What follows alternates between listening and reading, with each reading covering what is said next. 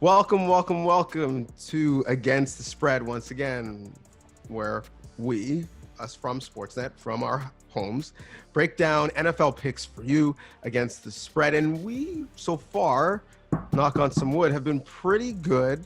Gilo, to start the year, you are 7 games above 500, 12-4 last week. My guy, what is your secret?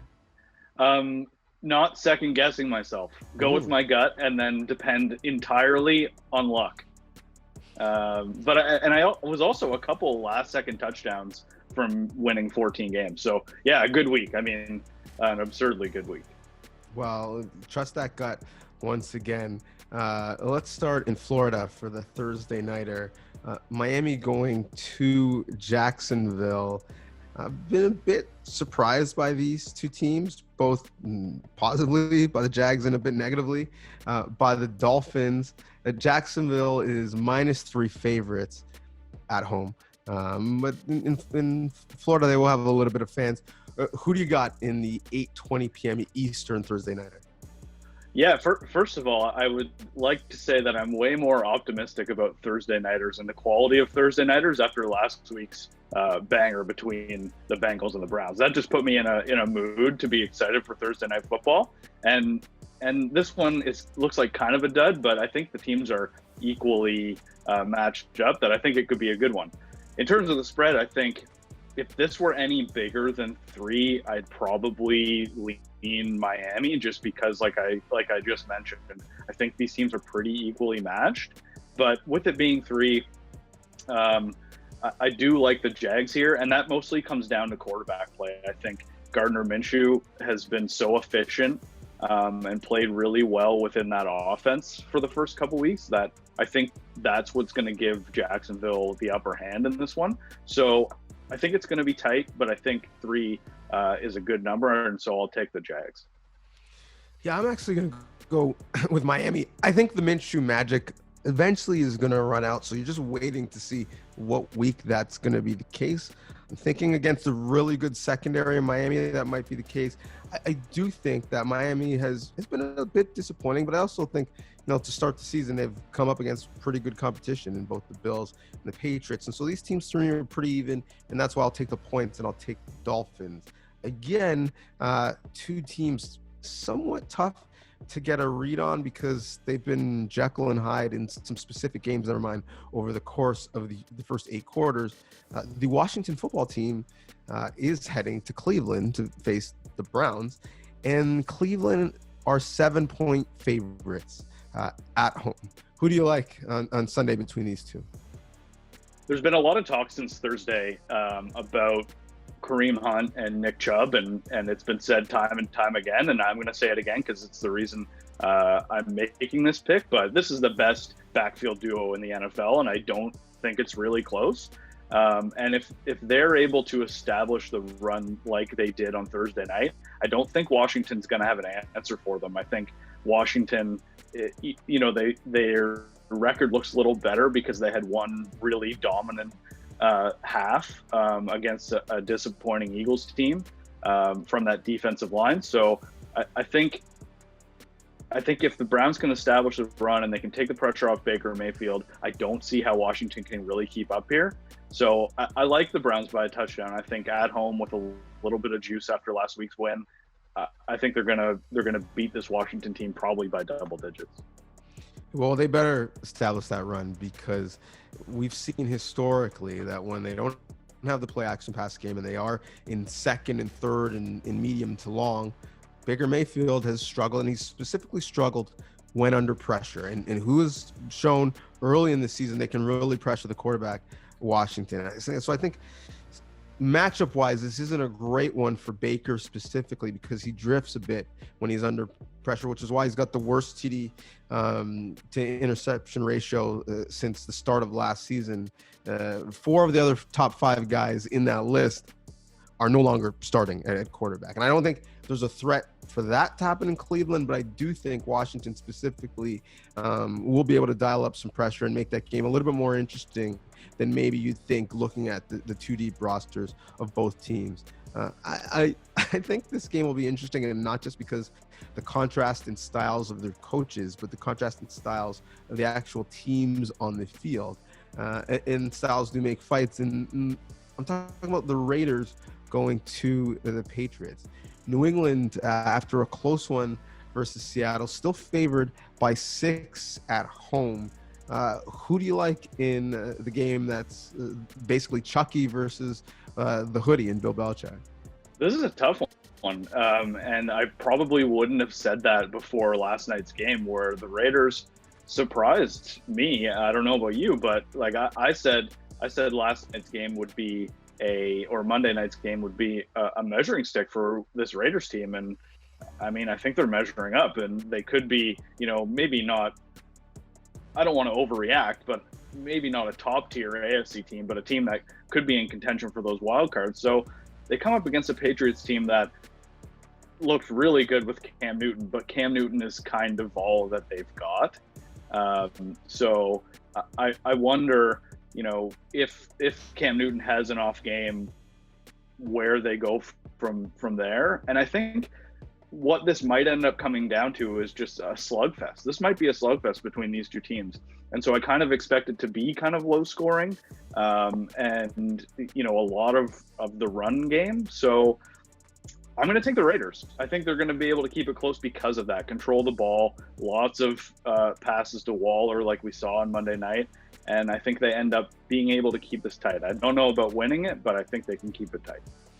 Yeah, the Raiders, to me, quietly have been, one of the bright stories of the year. 2-0 for the first time since 2002. They open up a beautiful stadium. It's empty, but still looked nice on Very TV. nice, yeah. But I'm still not quite there yet. Certainly, I don't think they'll be able to go 3-0, and I'm not sure if they'll be able to keep it close. Your question is a fair one. What do the Patriots do if Cam Newton has to continue to throw time in and time out because they don't have dominant weapons on the outside? And I think my answer to that is they just continue to run the football and run Cam Newton. He's on pace for 206 carries, which would be the most in his career. 2 straight games with 2 TDs, first time 2 TDs career. I don't know if there's longevity in that plan. It doesn't seem sustainable. But I do know for right now it's tough to stop, and so that's why I do think New England's going to cover the 6 and bounce back after a loss. Belichick teams, we talked about Brady last week bouncing back from losses, which he did. Belichick teams also bounce back from losses, as you pointed out, because that Brady stat is basically a Bill Belichick stat. Yeah. A Bill Belichick disciple not doing so well right now would be Bill O'Brien, as he goes into Pittsburgh looking for his first win this season. The Steelers started at -6. They're now -4 favorites, but yet still 57% of the public. And the Steelers are a public team, like the Steelers to win. Who do you like in this one? What a tough start to the schedule for Bill O'Brien and the Texans and Deshaun Watson. They get arguably the top 3 teams in the conference right off the bat. And top 3 offenses probably. Yeah. See, and so this is kind of where I'm going with this. I don't know that I trust the Steelers yet. And I said this last week, and I just don't know. I think the offense is going to get to a point where they will be top 3 in terms of offense in the conference, but I don't think they're there yet. They're still trying to find out who they are. They don't really have a reliable run game, even though they've gotten 100-yard rushers in each of the last 2. But is it Snell? Is it Connor? Who's going to be that guy? And then the wide receivers, I like all 3 of them, but I just don't think they're on the same page with Big Ben yet. And the second reason I'm going to make this pick is because I don't see the Texans going 0-3. I just can't see it. So I'm going to take the Texans. I think they're going to win, just because their lives depend on it. Their season depends on it. You can't go 0-3. Yeah, I mean, I think they might, and Oh. I think they might. I mean, you look at a team that basically said goodbye to their best, certainly best offensive player. That's not a quarterback. Yeah. He's gone to Arizona and had an amazing start, and they've just basically fielded a 4x4 track team, but not a team with dominant wide receivers. And oh, by the way, even though they can get deep, their quarterback doesn't have time to take a 5, never mind a 7-step drop to throw the ball deep. I just don't think their roster is configured all that well. And they traded him for a running back that's nice and having a good year, but a running back that you could have gotten via committee or via the draft. And so I'm trying to look at them for who they are right now and not who they've been over the last couple of years, because the Texans aren't that team anymore. On the flip side, I'm trying to evaluate Pittsburgh for who they are, not just right now, but who they've been historically. Because remember, Roethlisberger only played 6 quarters football last year, and they were 8-8 with the worst quarterback play that we've seen combined by 2 guys in the modern era of football. So you just add Big Ben to that equation. They're a playoff and a conference championship contending team. And so I think we used to talk about Houston in that category. I don't think we should anymore. I think we should start talking about Pittsburgh in that category again. So I do think that Pittsburgh can win this one comfortably. So we shall see. We've got some disparity early in our picks. Well, just one thing I'd like to say about Pittsburgh again, and I truly believe that this is a playoff team, and I think they will get better. But the first 2 weeks have been weird for Pittsburgh because they played the Giants and they weren't all that convincing on Monday night, and then they played the Jeff Driscoll-led Broncos, and it was 5 points. It wasn't all that lopsided. So I'm not entirely convinced they're there yet. And the Texans can't die now. It's just that I'm going to regret this pick. I can already feel it. Just as I'm speaking it, I'm going to regret it. Well, two teams who I think it's fair to say I'm not convinced with either yet. It'll be interesting to hear your take.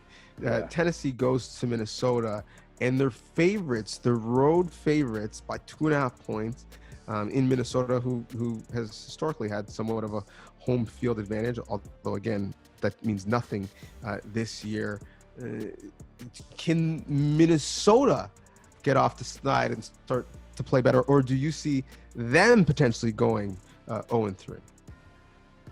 Again, this is a really surprising thing, but I think the Vikings are in deep trouble, because not only is it some really tough defensive struggles, like they've got young guys playing corner and those guys aren't playing well, and so they're getting burned, but the offense is a mess. They had 175 yards of offense on the weekend, 80 yards rushing on a team that's supposed to be depending on their rushing game to score points. And then Cousins has just been a disaster the Diggs trade looks really bad at this point in time. But on the flip side, I'm kind of surprised the Titans aren't favored by more. And so I'm going to take the Titans. I think this is my favorite pick of the week, honestly, just because of the way that the Vikings have been playing. And no, Derrick Henry hasn't got it going yet. And yes, the Titans defense is giving up a lot of points. But Ryan Tannehill's playing really well. He's getting everybody involved. And the Vikings team that I've seen the last 2 weeks, I don't know how they win this game. Yeah, I mean, that defense got another blow with Anthony Barr and the torn pectoral. Yeah, that's a massive huge. loss. That's huge. In a weekend, and we'll go through it as it'll impact some of the later games, but in a weekend it was just ravaged with injuries. That I think was one that was a big one. And you mentioned Kirk Cousins. He's finished with a 15 QBR rating, which is like literally tough to do. You could just spike the ball over and over again and you'd have a better rating. But it was worse. Like, that was an improvement. He went into the fourth quarter with a 0 QBR rating. He's not seeing the field well whatsoever. And you mentioned the Diggs trade. And again, football is a complementary sport. And although from a fantasy perspective, Adam Thielen is your number one, but when you look at how, you have a route tree set up and coverage is dictated, it's tough to have a number one who lives often in the slot. And so they've really struggled with, do they move Thielen out wide, but then are you losing a great slot receiver by taking with him? And it's never really seemed like he and or Kirk Cousins have been on the same page. And so Minnesota has been a mess offensively. And you mentioned Diggs no longer being there. I think, Kevin Stefanski no longer being there as well, is a potential loss. So I too am going with Tennessee. I didn't think I would think or say this, but the quarterback in the NFC North who's not struggling in the fourth quarter is Mitchell Trubisky. And despite that fact, the Bears on the road are 3.5-point dogs to the Atlanta Falcons, who have played some great football to start the season against some good teams, but also have played some terrible football and really found ways to lose games. Do you see the Falcons winning this game and potentially covering the 3.5-point spread? It's going to be really interesting to see how the Falcons come back from what was just the most brutal loss I've ever seen outside the other brutal loss that they had in the Super Bowl a few years ago. But the main difference here is that they get to put that game behind them and play another game the next week rather than think about it for months and months. But, assuming that they come back and they're going to try and do the same things that they had been doing to gain a lead on the Cowboys like they did, I think the Falcons are going to put up a lot of yards. They're going to put up a lot of points. The Bears defense is good, but it's not that good. It's not going to shut down an offense that has 3 or 4 legit number one options in the passing game. And so I think that's going to be too much for the Bears. You mentioned Trubisky. Yeah, he's playing well, but they don't have big play capability. I don't see how they're going to keep up. They might score more points than we expect, but 3.5 as a spread here, I like the Falcons to win by a touchdown and make up for what was that brutal loss on Sunday to the Cowboys. Yeah, they may score more points than we expect, but will it be enough points to make it close? And, Atlanta's now the first team since 1933 to lose after scoring 39 points and not having a turnover. And that's, to me, is the real question in this game, is even if Atlanta finds a way to let the Bears into the game or back into the game, the Bears still have to take advantage of it, and they're not a prolific offense. And Atlanta has done a good job under Raheem Morris of turning the football over. We saw that against Dallas, 4 fumble recoveries in the first quarter alone. And if the Bears are having some empty possessions and giving Atlanta a short field, I do think Atlanta could finally have a lead that is safe. We know that under Dan Quinn, whether it's Super Bowl or week 2 against the Cowboys, like the CFL rules, no lead is safe. But I think against the Bears and Mitch Trubisky, it would be safe. Is Carson Wentz safe? Like, is he? I don't know. Okay, is he I seeing? Don't know what's is he going got? on with Carson Is he got nightmares of, free rushers coming at him and throwing across his body to try and make plays? Joe Burrow, who looks really comfortable in his first month as a starter, goes to Philadelphia as a 6.5-point underdog against the struggling Eagles with Carson Wentz, who seems to be regressing a little bit from his, MVP-ish play a couple years ago. How do you see this game with your beloved Eagles playing out? I haven't seen anything from this Eagles team in 2 weeks to make me think that they can beat anybody by a touchdown at this point in time. And coming off watching what Joe Burrow did against the Browns on Thursday, I mean, the guy's not going to give up. He's going to keep this team competitive on a weekly basis. And the turnovers and the poor quarterback play, which, like you mentioned, is head scratching. I don't really know where this is coming from. I mean, it's a bunch of different factors, but it's really unlike Wentz to be playing this way. So all that being said, I'm going to take the Bengals just because I don't believe that the Eagles are there yet. And we'll see if they're able to bounce back. But with the Bengals led by Joe Burrow, they're not going to give up, and they're going to play right to the last whistle. And I could see them, even if the Eagles do win, getting some last second points to keep it within the 6 points. Yeah, I was actually surprised by this line. Started at 5.5. It's now 6.5. I do think the Bengals will keep this close, and I wouldn't be surprised if they pulled an upset and won at this point. And when you look at the quarterback play, like how much of an upset would it be? Wentz has a 27.9 QBR this year. Only Deshaun Haskins has a lower QBR. But the other thing is Burrow has been so calm under pressure. When you think of that Philly defense, you think of them getting pressure and really getting quarterbacks off the rhythm. With Burrow in his first 2 games, he's been contacted 22 times. It's the second most ever, tied with Deshaun Kaiser, and it hasn't seemed to really impact him. I mean, maybe because he played in the SEC where quarterbacks get hit on every other play, but I've been really, really impressed with how good and how quick he's assimilated. And when you look at the talent around him offensively, the Bengals have more skill player talent than the Eagles do at this point. Certainly more healthy. A wide receiver for sure, right? Yeah. And so that's why I think the Bengals keep it close. So I'm with you on that one. A game that I think is going to be pretty fun, actually, especially for all the Bills fans who continue to be smart and bet the opposite of what I pontificate with their team. Buffalo's 2.5-point favorites hosting the Los Angeles Rams. Cam Akers goes down for the Rams, but they're still able to run the ball. This line started at 3, pretty close. Where are you leaning for the game in Buffalo?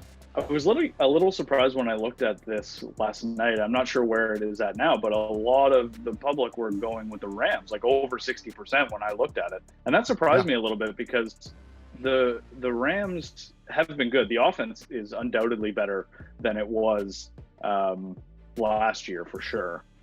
But I think against a pretty stout Bills defensive side, I feel like they'll be able to stack up pretty well against that offense. And then on the flip side, what I saw Sunday from the Rams was a defense that if you're able to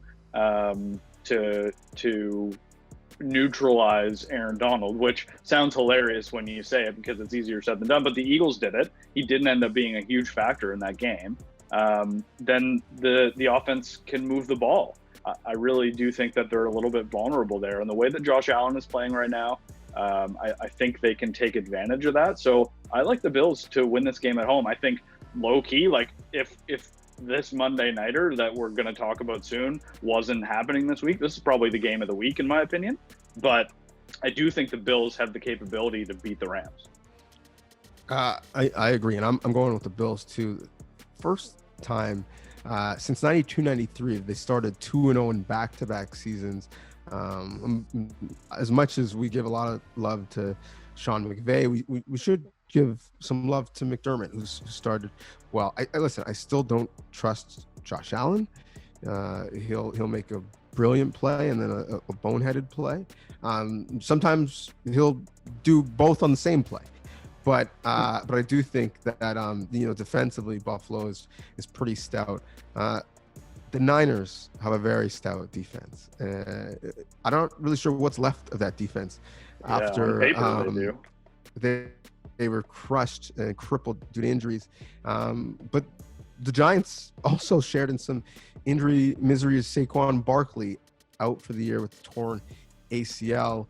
The Giants at home are 4-point underdogs. This line actually started at 6.5. Who do you like as San Francisco stays in New York back-to-back weeks? Yeah, it's so tough. It's so tough to pick this game because of all the injuries. No Jimmy Garoppolo, no Saquon, like you said. Nick Bosa is out. Solomon Thomas, Richard Sherman. I mean, the list goes on and on. George Kittle, we don't know his status, but I think the difference here is going to be familiarity. And if Garoppolo isn't able to go, Nick Mullins comes in. And when Garoppolo got hurt in his first year in San Fran, Mullins came in and he played well. And he's got familiarity with Kyle Shanahan's system. Shanahan is clearly comfortable with him. He's still on the team 3 years later. So I think I think Mullins is probably the more reliable of the quarterbacks here, as opposed to Daniel Jones, who is now without his best teammate and will have to carry the load on his own. So even though the 49ers are dealing with all those injuries, I still like them to be able to beat the Giants team by a touchdown or more. Yeah, this one was really tough. It is tough. There's no way to know with the injuries, right? Yeah, and I'm actually going to go with the Giants, but really it's more about the Niners than it is the Giants. And I know Saquon Barkley is the injury that, we all got the push alert on our phones, and we tried to go back in our fantasy leagues and said, who drafted Saquon number 2 overall? Yeah. Exactly. And so that's a big one. But in a weird way, I think Nick Bosa's injury is just as big, maybe even bigger, considering, the potential of the Niners. And, last year, even though he's still a young player, when he wasn't on the field, the Niners defensive passer rating went up 10 points. Like, he matters that much because, to be frank, they've got a good defense, but their secondary isn't great. They just don't have to cover for very long. And when you look at that team, 5 key injuries for them, 2 running backs with knee injuries. You mentioned Garoppolo with the high ankle sprain.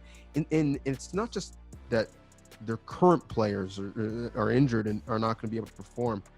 Everyone else on that team who complained about the turf at MetLife Stadium and how sticky it was, then saw a bunch of guys get injured, have to go back and play on that turf again. Yeah. Like, so mentally, psychologically, that would be pretty difficult. In football, like, there's kind of a term, like, you get hurt when you're afraid of getting hurt.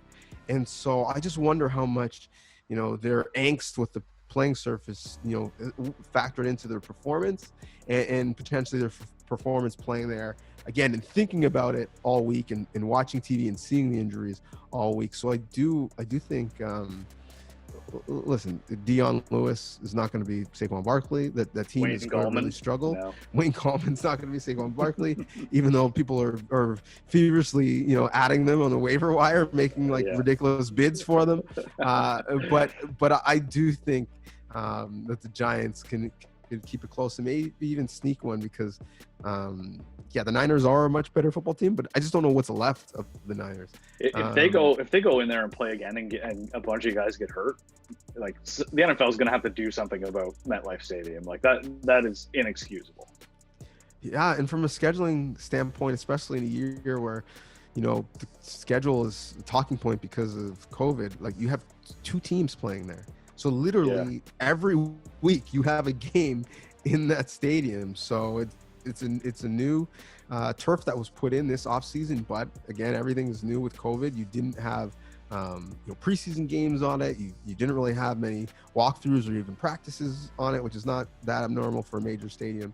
But it hasn't really been worn in the way most turf is before it's playing real life football. So yeah, you're right. It will be an issue. The other team that lives in said stadium, the New York Jets, they start our 4:00 matchups. They're going to Indy, and the Colts are 10.5 point favorites over the Jets. And I laugh because that line is entirely about the Jets because the Colts have not been that impressive this year. I said last week that spreads like that for me are reserved for the real dominant teams. And so it started at 7. I would have been comfortable at 7, but this is too many points for me. This is too many points for you. I'm with the Jets on this one, even though I can't. You're going to take the Jets, so I know. The score could be 13-0, and I could lose. I mean, I could see that happening. I could definitely see that happening. But yeah, I first looked at this and I thought, no way. Like, I'm going to take the Jets. That's just my gut reaction when you see a double-digit spread like this. And like you said, for a team that we don't consider to be one of the dominant teams in the NFL at this point in time. But the more I see of the Jets, the more I just have no faith that they can hang with anybody. Like we were just talking about the Niners and how decimated they were, and they still destroyed this Jets team.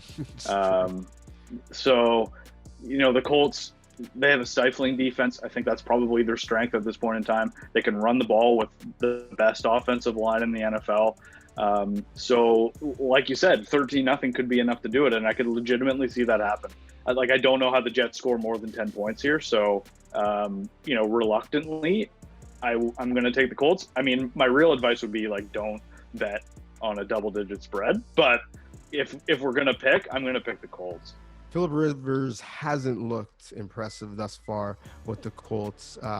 His former team, however, the Los Angeles Chargers, maybe have found themselves a quarterback. Not found, they knew they had one because they drafted Justin Herbert in the first round of the draft, but they didn't know he was going to have to start this soon. Justin Herbert didn't know he's going to have to start this soon. He found out after the coin toss in week 2, hey, guess what, kid? Tyrod Taylor's going to the hospital because of his ribs. You get to face Patrick Mahomes and the defending champion without many reps all week. Good luck. And for the most part, did a flawless job. And I thought in a game that the Chargers probably should have won. They're now hosting the Carolina Panthers and are 7-point favorites after the line started at 6.5.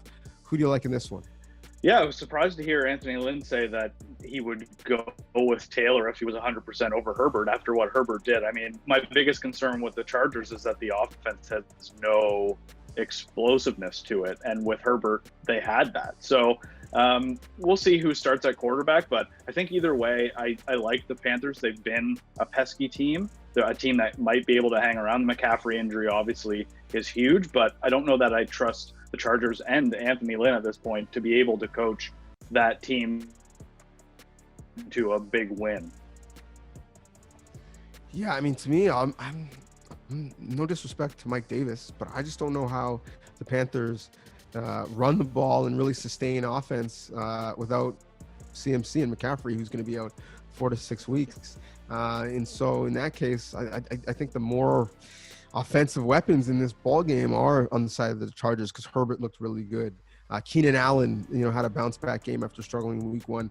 And obviously you have Austin Eckler in the backfield. So I do think the Chargers can cover this spread, even though it's a big one. You mentioned a game that you're going to live to regret. I'm probably going to live to regret this one, but I do like the Chargers to cover in this one. Speaking of bounce back games, the Tampa Bay offense and Tom Brady bounced back in a big way. They head to Denver as 6-point favorites, and Denver, another team, hit pretty hard with injuries. Who do you like in this one with the spread of just under a touchdown? If the Broncos weren't as injured as they were, if Locke were playing, if Cortland Sutton wasn't hurt, and not even to mention Von Miller, then I probably would think about the Broncos here. I did like them last week going into Pittsburgh, and they ended up covering that game. But the injuries plus the Bucs, just I think they're slowly getting better. They're slowly getting on the same page. We saw better play from Tom Brady this week, and so given who's playing for the Broncos and the fact that the Buccaneers are improving week in and week out, and the defense is stellar already, I'm going to take the Buccaneers. I think they can win double digits here. Yeah, I mean, I can't fathom a scenario where Jeff Driscoll is able to keep it close against Tom Brady and the Buccaneers without the weapons that you mentioned for Denver. So I'm going to go with Tampa Bay in this one. My Dallas Cowboys, who somehow, despite basically math, were able to figure out a way to win a game that they had no business winning. They head to Seattle, who also had a close game in week 2 that they were able to win. This line started at 3.5. It's now 5. Are you on board with potentially MVP Russell Wilson, or do you think Dak Prescott and the Cowboys can keep this one close?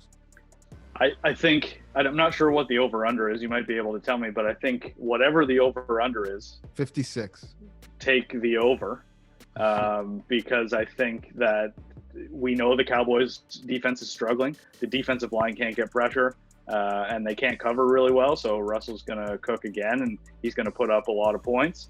But I also think the Seahawks are really struggling to get some pass rush now too. So this could be another high-scoring game. But I think when it comes down to it, Russell Wilson is just playing out of his mind right now. He's got to be the MVP front runner in my opinion. And so I'm going to take the Seahawks. Being at home, we talk about the home field advantage, but the Cowboys still need to travel. They turn the ball over a lot. The defense isn't that great, and I think the Seahawks are going to take advantage. So I like the Seahawks to cover here. Yeah, I agree. And specifically that Dallas secondary, and you saw it against Atlanta, really struggled specifically with the deep ball. And I mean, who's throwing a better deep ball in football right now than Russell Wilson? Sunday night was ridiculous. That pass to Metcalf burning Gilmore. Oh my God, that's the best pass I've seen this year. Yeah, dimes all over the place. He's got 67 passes of over 35 yards in the last 3 years. The next closest is 43. So he's basically running away from the field. 9 TD passes this year, 10 incompletion. Like, he's playing on another level. Crazy. So not a good recipe for Dallas, whose defense, really struggled against Atlanta. They got, I think, an offense that's just as, if not more explosive than Seattle. But I think actually, and this is going to maybe, I'm saying this a week too early, I think the most explosive offense in football might be the Green Bay Packers. Aaron Jones leads the league in rushing. The QB who has seen the least amount of pressure in football is Aaron Rodgers. Their offensive line is doing a great job. And I thought that offense was going to be the Saints, but with no Michael Thomas, you saw the Saints offense look a little bit more pedestrian. Emmanuel Sanders, where are you? Anytime you'd like to step up and fill that void. Still, surprisingly, and this is a line that surprised me this week, the Saints are 3-point favorites at home in the 8 o'clock game against the Packers. Who do you got in this one? This is an interesting one. I mean, talk about Aaron Rodgers. His career looks to be revitalized after what was a pretty tough season last year, and they looked soft last year for a 13-3 team. But now I think this is a legitimate NFC contender that we're seeing in Green Bay. And then on the flip side, not only did they really struggle without Michael Thomas, but questions now need to be asked about Drew Brees and his effectiveness. He clearly doesn't have the power in his arm to get the ball where it needs to be. And so without Michael Thomas and with Drew Brees playing that way, it looks really ineffective. It was really unconvincing on Monday night. And so the Packers come in on fire, like you said, and it's hard not to like the Packers in this game. So I'm going to do it. I'm going to take the Packers. I'm going to take the Packers as well. The fourth team to start the first 2 games, putting up 40-plus points in both games. And New Orleans defense is really good. Might be the best defense in the league when healthy. But no matter how effective they are against Green Bay, I just don't see the Saints being able to keep pace with Aaron Rodgers in that offense, especially with Michael Thomas out. And so I'm going with Green Bay, and what to me is a very surprising line. I think Green Bay probably wins that game, potentially outright. But I do think it'll be a fun one to watch. For sure. Circling back to the 4:25 Eastern games, Detroit goes to Arizona. Another explosive offense in the Cardinals. Cardinals are 5.5-point favorites at home. Who do you like in this one? I really like Kyler Murray, and so at this point in time, it's tough to pick against Kyler Murray, especially when it's coming up against a team in the Lions who have had double-digit leads in both of their games so far this year and blown them both. And so Kyler Murray, like what he's doing in the past game, he's taken that step. He's got the relationship with DeAndre Hopkins that many of us didn't expect to come until midseason.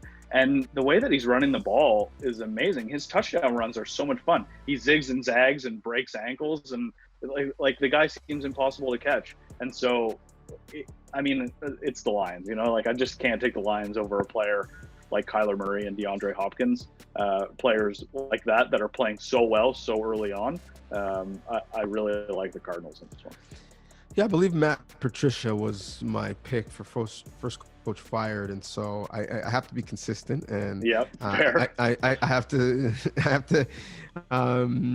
keep it on that playing field. And speaking of coaching, I imagine Matt Stafford watching film this week and sneaking into the Lions defensive room and seeing the offense that Cliff Kingsbury has, the Cardinals running. And no, he can't run like Kyler Murray, as you said, but 5 wide, all these great empty options and options where the quarterback is always right. And then, oh, that's right, a dominant receiver on the outside that when he's not open is going to be open for you in Hopkins. And yeah, I think of any of the games we talked about, there's some that are going to be fun, high scoring. Of any of the games that could be ugly this week, I think this is potentially one of them. And so 5.5 points, sure, I'll take that all the time with Arizona. For sure. The one though that is going to be really fun, no question, is the Monday nighter. Monday nighters are good again, apparently this year. Thankfully. Thankfully. Chiefs going to Baltimore, close line. The defending champs actually is underdogs, 3.5 points. Now, potentially that could be because Kansas City didn't look great in their win against the Chargers, but nonetheless, this line started at 2.5. It's now moved all the way to 3.5. Which MVP do you like? Mahomes, the Chiefs, or Lamar Jackson and the Ravens? First of all, I cannot wait for this game. I mean, it's a tough one to pick. It's basically a coin flip depending on who gets last possession. It's kind of one of those games. But I can't wait. I mean, we're really spoiled getting a game this good this early on a Monday night.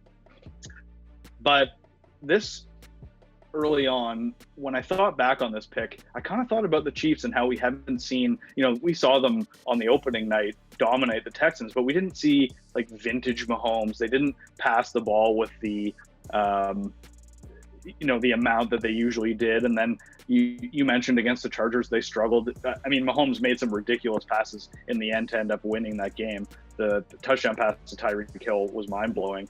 But when you look at the Ravens, they are a team that's kind of already running on all cylinders. The offense looks amazing. Lamar Jackson is playing really well. But the difference maker for me might be the Ravens defense.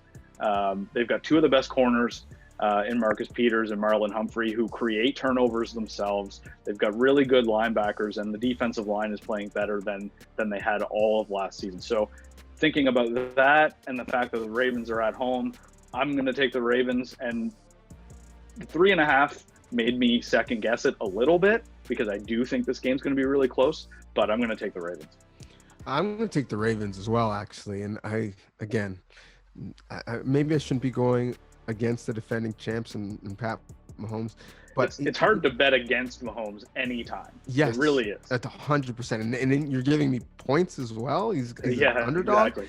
The thing for me, though, and I just look at it this way, the Chiefs have been rolling, right? 11 straight wins, including playoffs, ties a franchise record.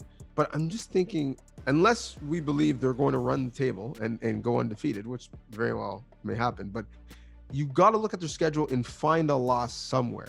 And to me, this is the potential loss, right? After a tough game against the Chargers, against a team in the Ravens who's rolling, who can stay in step with them, offensively, on the road, in back-to-back weeks.